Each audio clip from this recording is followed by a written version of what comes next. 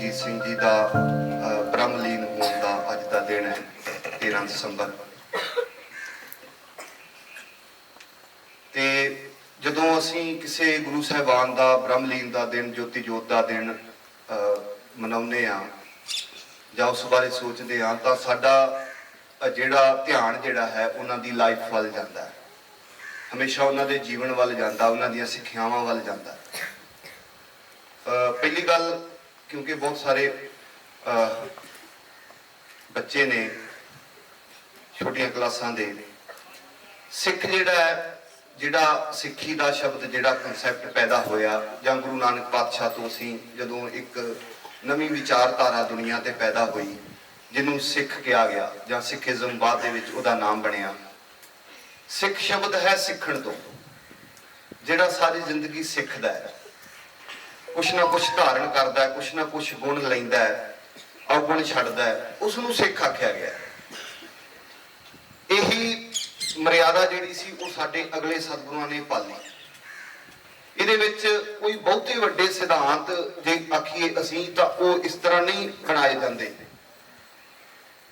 साफ ते सिंपल छोटा जिहड़ा आम लोकाई दे समझ आउण वाला सी, आम लोकां दे समझ आउण वाला सी, वो सिद्धांत सी गुरु नानक पातशाह दा।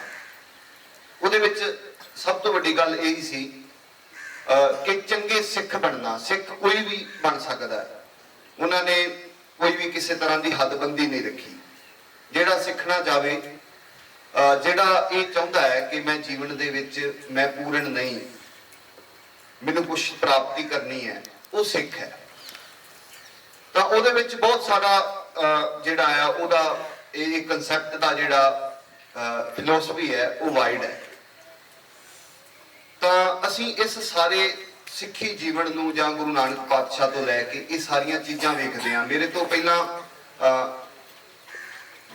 ਸਰਹਪਾਲ ਨੇ ਇਹ ਗੱਲ ਕੀਤੀ ਤੁਹਾਡੇ ਸਾਹਮਣੇ ਕਿ ਵਿਅਕਤੀਤਵ ਉਹਨਾਂ ਦੇ ਜੀਵਨ ਵਿੱਚੋਂ ਸਾਡਾ ਦੱਸਿਆ ਜਾਏਗਾ। ਜਦੋਂ ਅਸੀਂ ਕਿਸੇ ਦੇ ਵਿਅਕਤੀਤਵ जीवन बारे गल करते हैं ना तो कुछ गल्लां सानूं साफ शब्द समझ आउंदियां ने।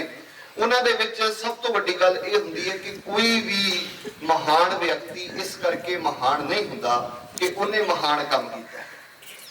ये गल अपने अंदर बिठा लो कि कोई भी महान व्यक्ति इस करके महान नहीं हुंदा कि उन्हें महान काम कीता। क्यों?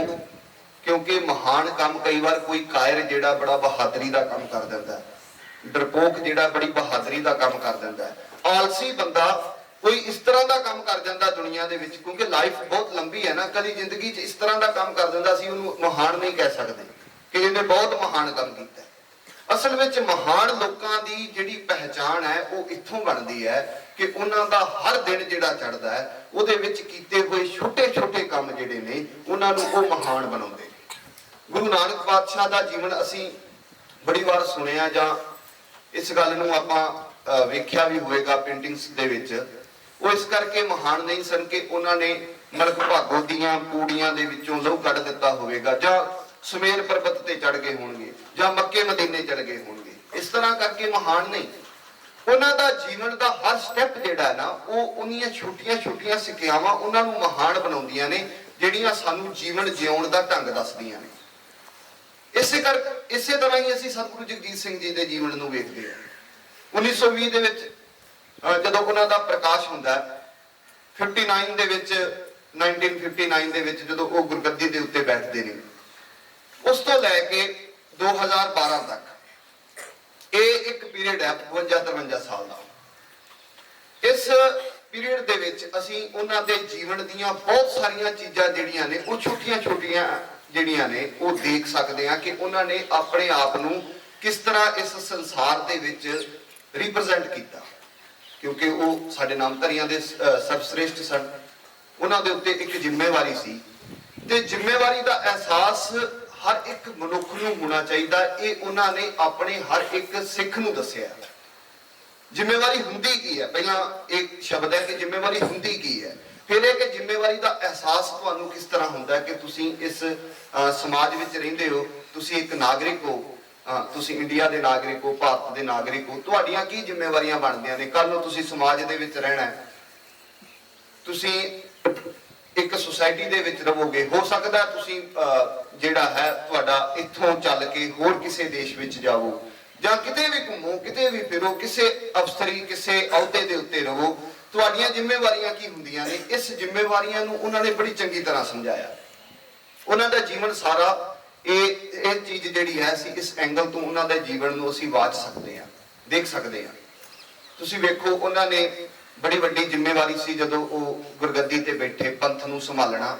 ਸਭ ਤੋਂ ਵੱਡੀ ਜ਼ਿੰਮੇਵਾਰੀ ਇਹ ਸੀ ਕਿ ਉਸ ਸਮੇਂ ਨਾਮਧਾਰੀਆਂ ਦੀ ਹਾਲਤ, ਖਾਸ ਕਰਕੇ ਨਾਮਧਾਰੀ ਤਬਕੇ ਦੀ ਜਾਂ ਸਿੱਖ ਸਾਰੇ ਹੀ ਸਮਾਜ ਦੀ ਬਹੁਤੀ ਚੰਗੀ ਨਹੀਂ ਸੀ, ਕਿਉਂਕਿ ਬਹੁਤ ਪਾਰਟੀਸ਼ਨ ਹੋਣ ਤੋਂ ਬਾਅਦ ਪਾਕਿਸਤਾਨ ਬਣਨ ਕਰਕੇ ਬਹੁਤ ਸਾਰਾ ਪੰਜਾਬ ਜਿਹੜਾ ਹੈ ਉਧਰੋਂ ਉੱਜੜ ਕੇ ਆਇਆ ਇਸ ਪਾਸੇ ਸੀ। ਹਜੇ ਉਹ ਵਸਿਆ ਨਹੀਂ, ਹਜੇ ਉਹਨਾਂ ਨੇ ਮੁੜ ਇੱਥੇ ਇਸ ਧਰਤੀ ਦੇ ਉੱਤੇ ਜੀ ਨਹੀਂ ਸੀ ਲਾਇਆ, ਹਜੇ ਉਹਨਾਂ ਦਾ ਵਸੇਬਾ ਜਿਹੜਾ ਹੋਣ ਨਹੀਂ ਲੱਗਾ, ਕਿਉਂਕਿ ਹਜੇ ਉਹ ਧਰਤੀ ਛੱਡ ਕੇ ਆਏ ਨੇ, ਜ਼ਮੀਨਾਂ ਛੱਡ ਕੇ ਆਏ ਨੇ, ਘਰ ਛੱਡ ਕੇ ਆਏ ਨੇ। ਉਹਨਾਂ ਦਾ ਜੀ ਉਹਨੂੰ ਅੱਜ ਤੱਕ ਵੀ ਲੋਕ ਆਪਾਂ ਵੇਖੇ ਨੇ, ਵੀਡੀਓਜ਼ ਵਿੱਚ ਵੇਖਦੇ ਆ ਕਿਵੇਂ ਰੋਂਦੇ ਨੇ ਆਪਣੀਆਂ ਜਗ੍ਹਾ ਨੂੰ, ਆਪਣੀਆਂ ਧਰਤੀ ਨੂੰ। ਤਾਂ ਇਹ ਵੀ ਲੋਕ ਇਸ ਤਰ੍ਹਾਂ ਹੀ ਸਨ ਜਿਹੜੇ ਲੋਕ ਸਾਡੇ ਉੱਥੋਂ ਆਏ ਸਨ। ਉਹਨਾਂ ਦੇ ਨਾਲ ਰਹਿ ਕੇ ਉਹਨਾਂ ਨੂੰ ਇੱਕ ਨਵੀਂ ਸੇਧ ਦੇਣੀ, ਨਵੇਂ ਚੀਜ਼ਾਂ ਪੈਦਾ ਕਰਨੀਆਂ। ਫਿਰ ਖਾਸ ਕਰਕੇ ਨਾਮਧਾਰੀ ਸਮਾਜ ਦੇ ਵਿੱਚ ਜਿੰਨੇ ਨਵੇਂ ਕਾਰੋਬਾਰ ਪੈਦਾ ਹੋਏ ਜਾਂ ਜਿੰਨੇ ਬੱਚੇ ਨਵੀਂ ਐਜੂਕੇਸ਼ਨ ਦੇ ਵਿੱਚ ਆਏ, ਉਹ ਸਾਰੀ ਐਜੂਕੇਸ਼ਨ ਦਾ ਜ਼ਿੰਮਾ ਜਿਹੜਾ ਸੀ ਉਹ ਸਤਿਗੁਰੂ ਜਗਜੀਤ ਸਿੰਘ ਸੱਚੇ ਪਾਤਸ਼ਾਹ ਨੇ ਆਪਣੇ ਸਿਰ ਤੇ ਲਿਆ। ਕਿਸ ਤਰ੍ਹਾਂ ਮੈਂ ਇਹ ਗੱਲ ਕਹਿਣਾ ਚਾਹੁੰਦਾ, ਕਿਉਂਕਿ ਉਹਨਾਂ ਨੇ ਇਸ ਨੂੰ ਜ਼ਿੰਮੇਵਾਰੀ ਸਮਝਿਆ ਕਿ ਸਾਡਾ, ਕਿਉਂਕਿ ਬ੍ਰਿਟਿਸ਼ ਦੇ ਨਾਲ ਇੱਕ ਵਿਰੋਧਤਾ ਹੋਣ ਕਰਕੇ, ਬਾਗੀ ਹੋਣ ਕਰਕੇ ਕੂਕਿਆਂ ਨੂੰ, ਸਾਡੀ ਬਹੁਤ ਸਾਰੀ ਪੀੜ੍ਹੀ ਜਿਹੜੀ ਸੀ ਉਹ ਸਿੱਖਿਆ ਤੋਂ ਜਿਹੜੀ ਸੀ ਦੂਰ ਸੀ, ਸਕੂਲੀ ਸਿੱਖਿਆ ਤੋਂ ਦੂਰ ਸੀ, ਮੁੱਢਲੀ ਪ੍ਰਾਇਮਰੀ ਜਿਹਨੂੰ ਐਜੂਕੇਸ਼ਨ ਕਹਿ ਦਈਏ ਉਸ ਤੋਂ ਬਹੁਤ ਦੂਰ ਸੀ। ਜੇ ਉਹਨਾਂ ਨੇ ਸਿੱਖਿਆ ਪ੍ਰਾਪਤ ਕੀਤੀ ਸੀ ਤਾਂ ਸਿਰਫ ਗੁਰਬਾਣੀ ਪੜ੍ਹ ਸਕਦੇ ਸਨ, ਹੋਰ ਕੋਈ ਸਿੱਖਿਆ ਉਹਨਾਂ ਦੇ ਕੋਲ ਨਹੀਂ ਸੀ। ਇਸ ਕਰਕੇ ਉਹਨਾਂ ਸਾਰੀ ਪੀੜ੍ਹੀ ਨੂੰ ਦੁਬਾਰਾ ਤੋਂ ਸਿੱਖਿਆ ਵਾਲੇ ਪਾਸੇ ਨੂੰ ਤੋਰਨਾ, ਨਵੇਂ ਕਾਰੋਬਾਰ ਇਸ ਹਿੰਦੁਸਤਾਨ ਦੇ ਵਿੱਚ ਖੜੇ ਕਰਨੇ। ਫਿਰ ਉਹਨਾਂ ਨੇ ਇੱਕ ਜਿਹੜੀ ਸੁਸਾਇਟੀ ਸਤਿਗੁਰੂ ਪ੍ਰਤਾਪ ਸਿੰਘ ਜੀ ਬਣਾ ਕੇ ਗਏ ਕਿ ਇਕੱਠੇ ਰਹਿਣਾ, ਇਕੱਠੇ ਬੈਠਣਾ, ਉਹਨਾਂ ਦੇ ਵਿੱਚ ਇੱਕ ਤਰ੍ਹਾਂ ਦੇ ਨਾਲ ਇਸ ਤਰ੍ਹਾਂ ਦੀ ਸੁਸਾਇਟੀ ਪੈਦਾ ਕਰਨੀ ਜਿਹਦੇ ਵਿੱਚ ਬਹੁਤ ਲੋਕ ਜਿਹੜੇ ਨੇ ਉਹ ਚੋਰੀ ਨਾ ਕਰਨ, ਝੂਠ ਨਾ, ਜਿਹੜੇ ਸਾਡੇ ਨੈਤਿਕ ਗੁਣ ਨੇ, ਜਿਹਦੇ ਬਾਰੇ ਜਿਹੜੀ ਸਾਡਾ ਸਿੱਖਿਆ ਦਾ ਇੱਕ ਅਹਿਮ ਅੰਗ ਹੈ। ਕਿਉਂਕਿ ਮੈਂ ਇਹ ਗੱਲ ਤੁਹਾਨੂੰ ਇਸ ਕਰਕੇ ਆਖਦਾ, ਮੈਂ ਵੀ ਇਸੇ ਸਕੂਲ ਦੇ ਵਿੱਚ ਪੜ੍ਹਿਆ, ਅਸੀਂ PhD ਤੱਕ ਦਿੱਲੀ ਯੂਨੀਵਰਸਿਟੀ ਤੱਕ ਮੈਂ ਗਿਆ, ਸਕਾਲਰ ਬਣੇ, ਕਿ ਜਿਹੜੀਆਂ ਚੀਜ਼ਾਂ ਇੱਥੋਂ ਸਿੱਖੀਆਂ, ਜਿਹੜੀਆਂ ਸਾਡੀ ਸਿੱਖਿਆ ਦਾ ਇੱਕ ਅਹਿਮ ਅੰਗ ਸਨ, ਜਿਹਦੇ ਵਿੱਚ ਨੈਤਿਕ ਗੁਣ ਨੇ, ਤੁਹਾਡਾ ਰਹਿਣ ਸਹਿਣ, ਤੁਹਾਡਾ ਇੱਕ ਦੂਜੇ ਦੇ ਨਾਲ ਵਰਤਾਓ, ਤੁਸੀਂ ਕਿਸ ਤਰ੍ਹਾਂ ਰਹਿੰਦੇ ਹੋ, ਕਿਸ ਤਰ੍ਹਾਂ ਗੱਲਬਾਤ ਕਰਦੇ ਹੋ, ਤੁਹਾਡਾ ਇਹ ਐਜੂਕੇਸ਼ਨ ਦਾ ਇੱਕ ਅੰਗ ਹੈ। ਐਜੂਕੇਸ਼ਨ ਦਾ ਮਤਲਬ ਕੋਈ ਡਿਗਰੀ ਨਹੀਂ ਹੈਗਾ ਵੀ ਤੁਸੀਂ ਕਿਸੇ ਡਿਗਰੀ ਨੂੰ ਪ੍ਰਾਪਤ ਕਰ ਲੈਣਾ, ਐਜੂਕੇਸ਼ਨ ਨਹੀਂ ਹੁੰਦਾ। ਕਿ ਜਿਸ ਨੂੰ ਅਸੀਂ ਕਹਿੰਦੇ ਐਜੂਕੇਟਿਡ ਹੈ, ਇੱਕ ਸਿੱਖਿਅਕ ਹੈ ਜਾਂ ਸਿੱਖਿਆ ਹੋਇਆ ਮਨੁੱਖ ਹੈ, ਉਹਦੇ ਵਿੱਚ ਉਹਦਾ ਅੱਧਾ ਭਾਗ ਜਿਹੜਾ ਹੈ ਉਹਦੀ ਨੈਤਿਕਤਾ ਦਾ ਹੁੰਦਾ। ਕਿਉਂਕਿ ਜੇ ਤੁਸੀਂ ਯੋਗ ਵੀ ਕਰਦੇ ਹੋ ਜ਼ਿੰਦਗੀ ਦੇ ਵਿੱਚ ਤਾਂ 20-25 ਸਾਲ ਤੋਂ ਬਾਅਦ ਯੋਗ ਸ਼ੁਰੂ ਕਰੋਗੇ, 60 ਸਾਲ ਦੇ ਉੱਤੇ ਰਿਟਾਇਰ ਹੋ ਜਾਓਗੇ, 65 ਸਾਲ ਦੇ ਵਿੱਚ ਰਿਟਾਇਰ ਹੋ ਜਾਓਗੇ, ਉਹ 40 ਕੁ ਸਾਲ ਤੁਹਾਡੀ ਜੋਬ ਬਣੇਗੀ। ਜ਼ਿੰਦਗੀ ਦੇ 20 ਸਾਲ ਪਹਿਲਾਂ ਤੁਸੀਂ ਸਮਾਜ ਵਿੱਚ ਰਹੇ, ਜੇ ਜ਼ਿੰਦਗੀ ਦੇ 20 ਸਾਲ ਜਾਂ 30 ਸਾਲ ਤੁਸੀਂ ਬਾਅਦ ਵਿੱਚ ਜੀਓਗੇ ਤੇ ਤਾਂ ਵੀ ਉਸੇ ਸਮਾਜ ਵਿੱਚ ਰਹੋਗੇ ਜਿਸ ਸਮਾਜ ਚੋਂ ਨਿਕਲੇ ਹੋ, ਤੇ ਉਸ ਸਮਾਜ ਨੇ ਤੁਹਾਡੀ ਐਜੂਕੇਸ਼ਨ ਤੋਂ ਕੁਝ ਵੀ ਨਹੀਂ ਲੈਣਾ। ਯਾਦ ਰੱਖਿਓ, ਤੁਸੀਂ ਕਿਸੇ ਅਫਸਰ ਬਣੇ ਹੋ, ਠੀਕ ਹੈ, ਤੁਸੀਂ ਬਣੇ ਹੋ, ਤੁਹਾਡੀ ਜੋਬ ਜਿੰਨਾ ਚਿਰ ਰਹੀ ਹੈ ਤੁਸੀਂ ਹੁਕਮ ਚਲਾਇਆ ਹੋਵੇਗਾ, ਪਰ ਜਦੋਂ ਤੁਸੀਂ ਸਮਾਜ ਵਿੱਚ ਆ ਗਏ ਰਿਟਾਇਰ ਹੋ ਕੇ, ਉਸ ਸਮਾਜ ਨੇ ਤੁਹਾਡੀ ਸਿੱਖਿਆ ਤੋਂ ਕੁਝ ਨਹੀਂ ਲੈਣਾ, ਤੁਹਾਡੀ ਡਿਗਰੀ ਤੋਂ, ਤੁਹਾਡੀ ਤਨਖਾਹ ਤੋਂ ਕੁਝ ਨਹੀਂ ਉਹਨਾਂ ਨੂੰ ਮਤਲਬ। ਉਹਨਾਂ ਨੂੰ ਨਾਲ ਤੁਹਾਡੇ ਵਿਹਾਰ ਦਾ ਮਤਲਬ ਹੈ ਵੀ ਤੁਹਾਡਾ ਵਿਹਾਰ ਕਿਸ ਤਰ੍ਹਾਂ ਦਾ ਹੈ, ਤੁਸੀਂ ਲੋਕਾਂ ਨਾਲ ਵਿਚਰਦੇ ਕਿਵੇਂ ਹੋ, ਗੱਲਬਾਤ ਕਿਵੇਂ ਕਰਦੇ ਹੋ, ਤੁਹਾਡੀ ਗੱਲਬਾਤ ਕਿਸ ਤਰ੍ਹਾਂ ਦੀ ਹੈ, ਤੁਹਾਡਾ ਸੁਸਾਇਟੀ ਵਿੱਚ ਥਾਂ ਕੀ ਹੈ। ਇਸ ਗੱਲ ਨੇ ਤੁਹਾਨੂੰ ਅੱਧਾ ਜਿਹੜਾ ਜ਼ਿੰਦਗੀ ਦੀ ਲਾਈਫ ਦਾ ਅੱਧਾ ਪਾਰਟ ਜਿਹੜਾ ਤੁਹਾਡਾ ਇਸ ਦੇ ਨਾਲ ਜੁੜਿਆ ਹੁੰਦਾ ਹੈ। ਇਸੇ ਕਰਕੇ ਇਹ ਕਿਹਾ ਜਾਂਦਾ ਹੈ ਕਿ ਐਜੂਕੇਸ਼ਨ ਦੇ ਨਾਲ ਨੈਤਿਕ ਗੁਣ ਜਿਹੜੇ ਨੇ ਉਹ ਜੁੜੇ ਨੇ, ਤਾਂ ਕੋਈ ਬੰਦਾ ਜਿਹੜਾ ਹੈ ਐਜੂਕੇਟਡ ਹੋ ਸਕਦਾ ਹੈ। ਹੁਣ ਇਹ ਗੱਲ ਜਦੋਂ ਅਸੀਂ ਇਸ ਜੀਵਨ ਦੇ ਵਿੱਚੋਂ ਸਤਿਗੁਰੂ ਜਗਜੀਤ ਸਿੰਘ ਸੱਚੇ ਪਾਤਸ਼ਾਹ ਦੇ ਜੀਵਨ ਵਿੱਚੋਂ ਵੇਖਦੇ ਹਾਂ ਤਾਂ ਸਾਨੂੰ ਸਮਝ ਆਉਂਦੀ ਹੈ ਕਿ ਉਹਨਾਂ ਨੇ, ਉਹ ਆਪ ਇਸ ਸਕੂਲ ਵਿੱਚ ਪੜ੍ਹੇ ਸੀ। ਆ ਜਿਹੜਾ ਸਾਹਮਣੇ ਆਪਣਾ ਸਰੋਵਰ ਦੇ ਕੋਲ ਹੁਣ ਲਾਇਬ੍ਰੇਰੀ ਹੈ, ਇਸ ਸਕੂਲ ਦੇ ਵਿੱਚੋਂ ਉਹਨਾਂ ਨੇ ਸਿੱਖਿਆ ਪ੍ਰਾਪਤ ਕੀਤੀ ਸੀ। ਬਹੁਤ ਸਾਰੇ ਸਾਥੀ ਉਹਨਾਂ ਦੇ ਨਾਲ ਉਸ ਸਮੇਂ ਦੇ ਰਹੇ। ਵੇਖੋ ਕਿੰਨੀ ਚੰਗੀ ਗੱਲ ਹੈ, ਆਪਾਂ ਨੂੰ ਸਿੱਖਣ ਵਾਲੀ ਕਿੰਨੀ ਵੱਡੀ ਗੱਲ ਮਿਲਦੀ ਹੈ। ਉਹਨਾਂ ਦੇ ਜਿਹੜੇ ਕਲਾਸਮੇਟ ਸਨ, ਜਿਹੜੇ ਉਸ ਸਮੇਂ ਸਿੱਖਿਆ ਲੈਂਦੇ ਸਨ ਉਹਨਾਂ ਦੇ ਨਾਲ, ਕਿਉਂਕਿ ਉਦੋਂ ਸਿੱਖਿਆ ਦਾ ਇਹ ਪੱਧਰ ਨਹੀਂ ਸੀ ਕਿ ਇੱਕ ਕਲਾਸ ਤੋਂ ਬਾਅਦ ਦੂਜੀ ਕਲਾਸ। ਉਹਦੇ 'ਚ ਉਦੋਂ ਪੱਧਰ ਇਹ ਹੁੰਦਾ ਸੀ ਕਿ ਤੁਸੀਂ ਆਹ ਚੀਜ਼ ਸਿੱਖ ਲਈ ਹੈ, ਤੁਸੀਂ ਆਹ ਭਾਸ਼ਾ ਮੰਨ ਲਓ ਸਿੱਖ ਲਈ, ਤੁਸੀਂ ਇੰਗਲਿਸ਼ ਸਿੱਖ ਲਈ ਹੈ, ਹੁਣ ਤੁਸੀਂ ਉਰਦੂ ਸਿੱਖਣੀ ਸ਼ੁਰੂ ਕਰ ਦਿਓ। ਜੇ ਉਰਦੂ ਸਿੱਖ ਲਈ ਹੈ ਤੁਸੀਂ ਹਿੰਦੀ ਸਿੱਖਣੀ ਸ਼ੁਰੂ ਕਰ ਦਿਓ। ਇਸ ਤਰ੍ਹਾਂ ਇੱਕ ਇੱਕ ਕਰਕੇ ਸਟੈਪ ਚੱਲਦਾ ਸੀ। ਉਹਨਾਂ ਦੇ ਨਾਲ ਜਿਹੜੇ ਉਹ ਬੰਦੇ ਪੜ੍ਹੇ, ਉਹਨਾਂ ਨਾਲ ਉਹਨਾਂ ਦਾ ਸਹਿਚਾਰ ਕਿਸ ਤਰ੍ਹਾਂ ਦਾ ਸੀ। ਇੱਕ ਜੀਵਨ ਦੇ ਵਿੱਚੋਂ ਆਪਾਂ ਨੂੰ ਵੇਖਣ ਵਾਲੀ ਗੱਲ ਹੈ ਕਿ ਅਸੀਂ ਵੀ ਪੜ੍ਹ ਕੇ ਜਾਣਾ, ਇਸੇ ਸਕੂਲ 'ਚੋਂ ਪੜ੍ਹ ਕੇ ਜਾਵਾਂਗੇ। ਆਹ ਕਲਾਸ, ਜਿਹੜੀ ਕਲਾਸ ਦੇ ਵਿੱਚ ਤੁਸੀਂ ਅੱਜ ਬੈਠੇ ਹੋ, ਇਸ ਕਲਾਸ ਨੇ ਬਾਹਰ ਵੀ ਜਾਣਾ, ਫਿਰ ਅਸੀਂ ਵੱਖਰੇ ਵੱਖਰੇ ਕੰਮਾਂ 'ਚ ਆਪਣੇ ਆਪਣੇ ਜੀਵਨ ਦੇ ਵਿੱਚ ਤੁਰਨਾ ਹੈ। ਫਿਰ ਸਾਡਾ ਵਿਹਾਰ ਇੱਕ ਦੂਜੇ ਨਾਲ ਕਿਵੇਂ ਹੋਏਗਾ। ਜਦੋਂ ਉਹ ਕਲਾਸ ਜਿਹੜੀ ਉਹਨਾਂ ਦੇ ਨਾਲ ਪੜ੍ਹੀ ਸੀ, ਜਦੋਂ ਚਲੀ ਗਈ, ਆਪਣੇ ਆਪਣੇ ਕਾਰ ਵਿਹਾਰਾਂ ਵਿੱਚ ਲੱਗ ਗਏ, ਸਤਿਗੁਰੂ ਜਗਜੀਤ ਸਿੰਘ ਗੱਦੀ ਤੇ ਬੈਠ ਗਏ, ਸਤਿਗੁਰੂ ਬਣ ਗਏ। ਉਦੋਂ ਤਾਂ ਸਤਿਗੁਰੂ ਨਹੀਂ ਸਨ ਜਦੋਂ ਉਹਨਾਂ ਦੇ ਨਾਲ ਪੜ੍ਹਦੇ ਸਨ, ਉਦੋਂ ਤਾਂ ਸਧਾਰਨ ਹੀ ਸਨ। ਤੇ ਸਧਾਰਨ ਵੀ ਉਹ ਸਧਾਰਨ ਸਨ, ਉਹਨਾਂ ਦੇ ਨਾਲ ਦੇ ਸਾਥੀ ਉਹਨਾਂ ਬਾਰੇ ਲਿਖਦੇ ਨੇ ਕਿ ਸਾਨੂੰ ਹਜੇ ਝਿੜਕਾਂ ਘੱਟ ਪੈਂਦੀਆਂ ਸਨ, ਸਾਡੇ ਉੱਤੇ ਸਖਤੀਆਂ ਘੱਟ ਸਨ, ਪਰ ਉਹਨਾਂ ਨੂੰ ਇੱਕ ਸਾਹਿਬਜ਼ਾਦੇ ਹੋਣ ਕਰਕੇ, ਸਤਿਗੁਰੂ ਪ੍ਰਤਾਪ ਸਿੰਘ ਦੇ ਲੜਕੇ ਹੋਣ ਕਰਕੇ ਉਹ ਪਾਬੰਦੀਆਂ ਜ਼ਿਆਦਾ ਸਨ, ਉਹਨਾਂ ਤੇ ਸਖਤੀਆਂ ਜ਼ਿਆਦਾ ਸਨ। ਉਹ ਅਸੀਂ ਤਾਂ ਹਜੇ ਸ਼ਰਾਰਤ ਕਰ ਸਕਦੇ ਸੀ, ਅਸੀਂ ਤਾਂ ਸ਼ਰਾਰਤ ਤੋਂ ਬਚ ਸਕਦੇ ਸੀ ਕਰਕੇ ਵੀ, ਪਰ ਉਹ ਨਹੀਂ ਸਨ ਬਚ ਸਕਦੇ। ਉਹਨਾਂ ਨੂੰ ਡਾਂਟ ਵੀ ਪੈਂਦੀ ਸੀ, ਉਹਨਾਂ ਨੂੰ ਮਾਰ ਵੀ ਪੈਂਦੀ ਸੀ। ਉਹ ਸਾਰਾ ਕੰਮ ਜਿਹੜਾ ਸਧਾਰਨ ਲੋਕਾਂ ਵਾਲਾ ਉਹ ਹੁੰਦਾ ਸੀ। ਤਾਂ ਉਹ ਕਹਿੰਦੇ ਵੀ ਸਾਡੇ ਨੂੰ ਜ਼ਿਆਦਾ ਸਖਤੀਆਂ ਦੇ ਵਿੱਚ ਸਨ, ਪਰ ਉਹਨਾਂ ਨੇ ਆਪਣਾ ਜੀਵਨ ਇੰਨਾ ਸੋਹਣਾ ਬਣਾਇਆ, ਉਹਨਾਂ ਦੇ ਨਾਲ ਰਹਿੰਦਿਆਂ ਵਿਚਰਦਿਆਂ ਸਾਰਾ ਕੁਝ ਕਰਦਿਆਂ। ਜਦੋਂ ਇੱਕ ਪੜਾਅ ਜ਼ਿੰਦਗੀ ਦਾ ਇਹ ਆਇਆ ਕਿ ਸਾਰੇ ਉਹ ਸਹਿਪਾਠੀ ਜਿਹੜੇ ਪੜ੍ਹਦੇ ਸਨ, ਇਕੱਠੇ ਕਲਾਸਮੇਟ, ਆਪਾਂ ਜਾਣਦੇ ਇੱਕੋ ਉਮਰ ਦੇ ਹੁੰਦੇ ਨੇ, ਕੋਈ ਸਾਲ ਵੱਡਾ ਕੋਈ ਸਾਲ ਛੋਟਾ, ਕੋਈ 6 ਮਹੀਨੇ ਕੋਈ 2 ਮਹੀਨੇ, ਤਾਂ ਉਹਨਾਂ ਨੇ ਆਪਣੀ ਇਹ ਗੱਲ ਆਖੀ ਕਿ ਮੇਰੇ ਜਿਹੜੇ ਨਾਲ ਪੜ੍ਹਦੇ ਸੀ, ਹੁਣ ਸਾਰੇ ਅਸੀਂ 70 ਸਾਲਾਂ ਦੇ ਹੋ ਗਏ ਆ, ਸਾਰਿਆਂ ਦੀ ਉਮਰ ਇੱਕ ਇੱਥੇ ਕੋ ਪਹੁੰਚ ਗਈ ਹੈ ਕਿ ਹੁਣ ਸਾਡੀ ਜ਼ਿੰਦਗੀ ਦੀ ਰਿਟਾਇਰਮੈਂਟ ਹੈ। ਤਾਂ ਮੇਰਾ ਜੀ ਕਰਦਾ ਕਿ ਉਹ ਸਾਰੇ ਭੈਣੀ ਸਾਹਿਬ ਆ ਜਾਣ, ਮੇਰੇ ਸਹਿਪਾਠੀ ਭੈਣੀ ਸਾਹਿਬ ਆਣ, ਅਸੀਂ ਫੇਰ ਇਕੱਠੇ ਹੋ ਜਾਈਏ, ਅਸੀਂ ਫੇਰ ਇਕੱਠੇ ਬੈਠੀਏ, ਅਸੀਂ ਜਿਹੜੀਆਂ ਗੱਲਾਂ, ਅਸੀਂ ਜਿਹੜੇ ਕੰਮ ਸਕੂਲ ਟਾਈਮ ਕਰਦੇ ਸੀ, ਉਹੀ ਗੱਲਾਂ ਸਾਡੀਆਂ ਫੇਰ ਇਕੱਠੀਆਂ ਬੈਠ ਕੇ ਹੋਣ। ਇਹ ਤਾਂ ਹੋ ਸਕਦਾ ਹੈ, ਇਹ ਸੁਪਨੇ ਤਾਂ ਲਏ ਜਾ ਸਕਦੇ ਨੇ ਜੇ ਤੁਹਾਡਾ ਸਹਿਚਾਰ ਆਪਣੇ ਸਹਿਪਾਠੀਆਂ ਨਾਲ ਚੰਗਾ ਹੈ, ਜੇ ਤੁਸੀਂ ਸੁਸਾਇਟੀ ਦੇ ਵਿੱਚ ਇੱਕ ਚੰਗੇ ਮਨੁੱਖ ਹੋ, ਤਾਂ ਸੁਪਨੇ ਲਏ ਜਾ ਸਕਦੇ। ਨਹੀਂ ਤੇ ਬਹੁਤੇ ਅਸੀਂ ਇਸ ਤਰ੍ਹਾਂ ਦੇ ਹੁੰਦੇ ਆ ਕਿ ਅਸੀਂ, ਸਾਡਾ ਆਪਣੇ ਨਾਲ ਮਤਲਬ ਹੁੰਦਾ ਕਿ ਅਸੀਂ ਠੀਕ ਆ, ਠੀਕ ਹੈ, ਕੋਈ ਗੱਲ ਨਹੀਂ, ਨਾਲ ਦੇ ਦਾ ਅਸੀਂ ਕਦੀ ਦੁੱਖ ਵੀ ਜਿਹੜਾ ਹੈ ਉਹਨੂੰ ਦੁੱਖ ਨਹੀਂ ਸਮਝਦੇ। ਪਰ ਸਤਿਗੁਰੂ ਜਗਜੀਤ ਸਿੰਘ ਇਸ ਤਰ੍ਹਾਂ ਦੇ ਨਹੀਂ ਸਨ, ਜਿਨ੍ਹਾਂ ਨੂੰ ਅਸੀਂ ਸਤਿਗੁਰੂ ਸਮਝਦੇ ਹਾਂ ਜਾਂ ਗੁਰੂ ਸਮਝਦੇ ਹਾਂ। ਉਹ ਇਸ ਕਰਕੇ ਮਹਾਨ ਸਨ ਕਿ ਉਹਨਾਂ ਦਾ ਸਹਿਪਾਠੀ ਦਾ ਦਰਦ ਜਿਹੜਾ ਸੀ, ਉਹਨਾਂ ਦਾ ਆਪਣਾ ਦਰਦ ਸੀ। ਉਹਨਾਂ ਦੇ ਸਹਿਪਾਠੀਆਂ ਦੇ ਵਿੱਚੋਂ ਬਹੁਤ ਸਾਰਿਆਂ ਦੀਆਂ ਸਵੈ ਜੀਵਨੀਆਂ ਮਿਲ ਜਾਂਦੀਆਂ ਨੇ, ਆਟੋਬਾਇਓਗ੍ਰਾਫੀਆਂ ਉਹਨਾਂ ਨੇ ਲਿਖੀਆਂ ਨੇ, ਉਹਦੇ ਵਿੱਚੋਂ ਸਤਿਗੁਰੂ ਜਗਜੀਤ ਸਿੰਘ ਜੀ ਦਾ ਜੀਵਨ ਝਲਕਦਾ ਹੈ। ਕਵੀ ਪ੍ਰੀਤਮ ਸਿੰਘ ਦੀਆਂ ਬੀਤੇ ਦੀਆਂ ਪੈੜਾਂ ਤੁਸੀਂ ਪੜ੍ਹ ਸਕਦੇ ਹੋ। ਉਹ ਬਚਪਨ ਦੀਆਂ ਗੱਲਾਂ ਵੀ ਕਰਦੇ ਨੇ, ਉਹ ਜਵਾਨੀ ਦੀਆਂ ਗੱਲਾਂ ਵੀ ਕਰਦੇ ਨੇ, ਤਾਂ ਉਹ ਉਸ ਆਖਰੀ ਸਮੇਂ ਦੀਆਂ ਵੀ ਗੱਲਾਂ ਕਰਦੇ ਨੇ।